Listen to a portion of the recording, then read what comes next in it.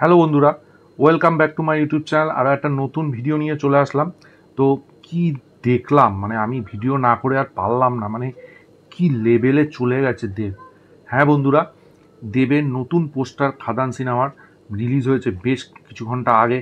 মানে আমি তো অবাক হয়ে গেলাম। মানে আমার দেখে প্রথমেই যেটার কথা মনে হলো সেটা হচ্ছে রোলেক্স, সুরিয়ার, তারপর হচ্ছে অ্যানিমেল। এই দুটো সিনেমার মতোই এই সিনেমাটার মানে লুকটা হয়েছে কি দেবের। মানে কি লেভেলের ইন্টেন্সিটি পোস্টারটার মধ্যে, মারাত্মক ইন্টেন্সিটি। মানে মানে আমি অবাক হয়ে গেছি পোস্টারটা দেখে। এবং যেটা আমি বলছি সেটা হচ্ছে এই পোস্টারটার কিন্তু যেটা দেখানো হচ্ছে দেবকে, সেটা হচ্ছে দেব মানে ছেলে দেবের ক্যারেক্টারটা। এখানে তো দেবের ডবল রোল, মানে বাবার ছেলে, যেটা কিন্তু এর আগে দেখানো হয়ে গেছে। এবার ছেলে দেবের ক্যারেক্টারটা দেখানো হচ্ছে।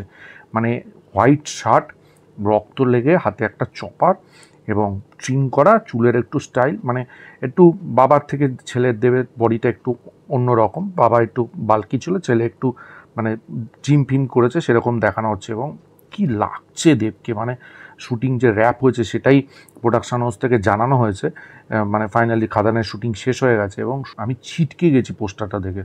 মারাত্মক পোস্টার। এই যে কালকে দেবের টেক্কা সিনেমার নতুন গান আসছে তাসের দেশ, যেটা গেয়েছেন হচ্ছে তিমির বিশ্বাস, সেই গানটা কিন্তু একদম মানে হয়ে গেল এই পোস্টারটার জন্য, পুরো ঢাকা পড়ে গেল। কারণ এই পোস্টারটা এই লেভেলে ক্রেজ তৈরি করেছে এখনই সোশ্যাল মিডিয়া আমি দেখছিলাম। এর জন্য এই গানটা আর কেউ কালকে সেরকমভাবে দেখবে হাই উঠবে না এই গানটা। এই পোস্টারটা রিলিজ করে দিয়ে, ঠিক আছে, টেক্কার অনেকটাই মানে খাদান কিন্তু মার্কেট খেয়ে নেবে বলে আমার পার্সোনালি মনে হচ্ছে।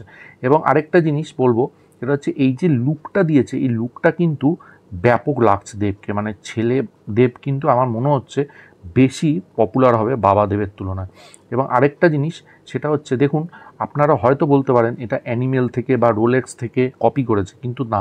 এর আগেও কিন্তু ইন্দোনেশিয়া ওই রকম টাইপের জায়গায় যে সিনেমাগুলো হয়েছে সেখানে কিন্তু এরকম টাইপের ক্যারেক্টার আগেও দেখানো হয়েছে। সো এটা কিন্তু কোনো কপি না, এটা কোনো কপি না। তো লাগছে কিন্তু দেবকে হেভি হেভি লাগছে। আরেকটা জিনিস, কালকে একটা অ্যানাউন্সমেন্ট আসতে পারে যেটা দেবের প্রোডাকশন হাউস থেকে জানানো হয়েছে।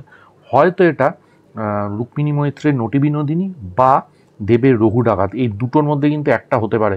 মানে আমার যদ্দূর মনে হচ্ছে নটি বিনোদিনী হওয়ার চান্সও আছে, রঘু ডাকাতও হতে পারে, এখন আমি নট শিওর। কিন্তু সবের থেকে আমি বলবো এই পোস্টারটা কিন্তু ব্যাপক।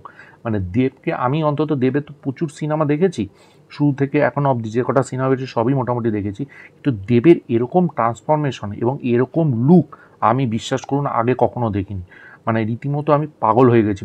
ওই জন্য তাড়াতাড়ি করে ভিডিওটা তৈরি করলাম। ব্যাপক হয়েছে, ব্যাপক। এবং এই সিনেমাটা এবছর ক্রিসমাসে রিলিজ করুক বা নেক্সট ইয়ার শুরুর দিকে রিলিজ করুক, যখনই রিলিজ করবে এই সিনেমাটা দেবের কেরিয়ারের one of the big blockbuster হতে চলেছে বলে আমার মনে হয়। মানে ব্যাপক হবে, ব্যাপক।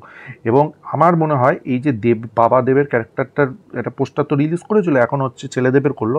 যিশু সেনগুপ্তেরও একটা ওল্ড এজের একটা ক্যারেক্টার পোস্টার শিওর মেকার্সটা রিলিজ করবে, কারণ সেটা দেখারও দরকার।